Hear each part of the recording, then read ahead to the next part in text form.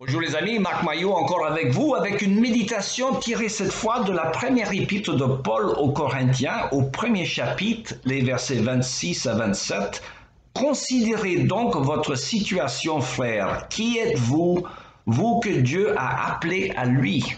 On ne trouve parmi vous que peu de sages selon les critères humains, peu de personnalités influentes, peu de membres de la haute société. Non, Dieu a choisi ce que le monde considère comme une folie pour confondre les sages. Il a choisi ce qui est faible pour couvrir de honte les puissants.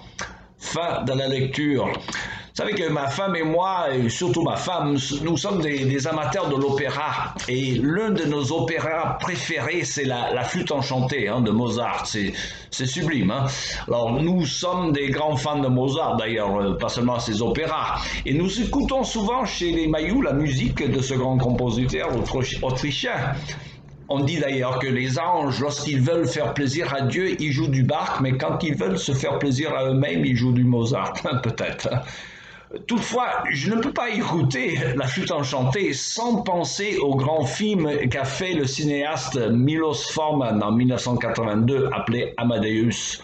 Alors, ce film, basé sur la vie du grand compositeur, était une histoire romancée, un compte-rendu de la vie de Mozart raconté du point de vue du compositeur Antonio Salieri, qui était un contemporain de Mozart et qui travaillait également comme compositeur avec Mozart au cours du roi d'Autriche.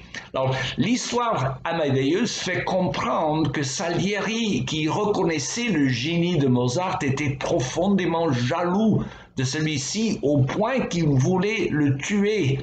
Et en lui volant en même temps le Requiem, le dernier ouvrage de Mozart, qu'il aurait commandé auprès de Mozart et qu'il avait l'intention de faire passer pour son propre œuvre.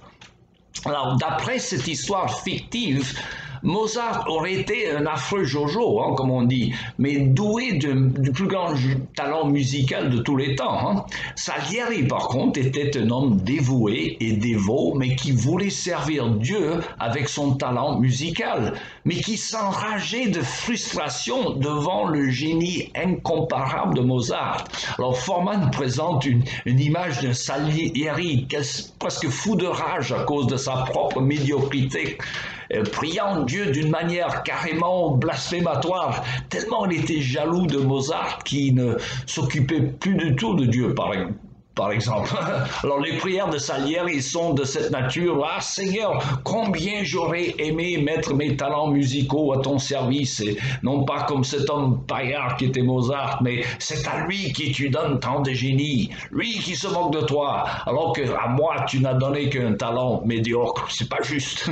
Alors quel chrétien n'a pas ressenti la même chose en faisant quelque chose de la meilleure de ses capacités, rien que pour constater qu'il y a des gens parfois, et même souvent des païens qui sont tellement plus doués que nous.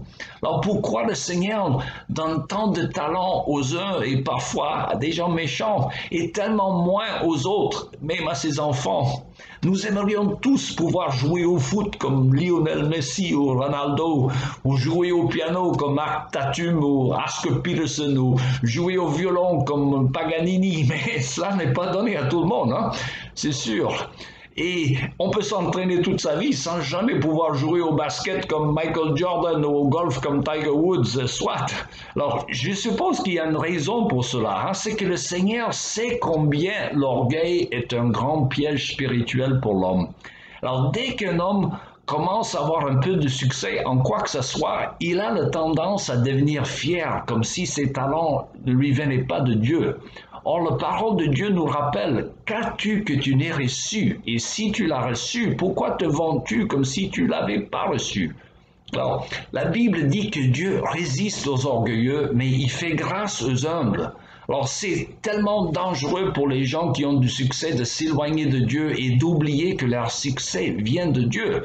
Et c'est la raison, je suppose, qu'il n'y a pas beaucoup de génies qui sont dans la foi. Il y en avait quand même quelques-uns. Blaise Pascal, Isaac Newton, ou le grand peintre Rembrandt, ou le grand compositeur Johann Sebastian Bach, tous des hommes de génie qui sont restés humbles.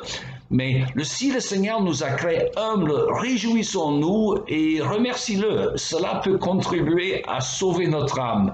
Et que sert-il après tout à gagner le monde si on perd son âme? Voilà, c'est tout le temps qu'il me reste pour aujourd'hui. Il me reste qu'à vous souhaiter une bonne journée et à la prochaine.